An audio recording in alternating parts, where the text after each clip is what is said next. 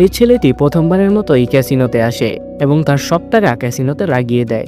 আসলে তার কাছে একটা জাদুর ফোন আছে। তারপর ফোনে একটা মেসেজ আসে এবং সব টাকা বাজি ধরতে বলে। তার কর্মকাণ্ড দেখে সকল মানুষ হতবাক হয়ে যায়। এখন ডিলার কার্ড বিক্রি করতে শুরু করে আর ছেলেকে মাত্র 2টি রানেই সম্পূর্ণ খেলা জিতে যায়। ছেলেটা তার টাকার ব্যাগ নিয়ে বেরোতেই যাচ্ছিল, ঠিক তখনই ফোনটা বেজে উঠল, যেখানে 13 নম্বর মেশিনে বাজি ধরতে বলা হয়। এখন ছেলেটি 13 নম্বর মেশিন খুঁজতে থাকে এবং সেটির কাছাকাছি পৌঁছে যায়, কিন্তু সেখানে আগে থেকেই অন্য কেউ খেলছিল। কিন্তু তারপর আরেকটা মেসেজ আসে যে 4র্থ স্পিনে জ্যাকপট আসবে।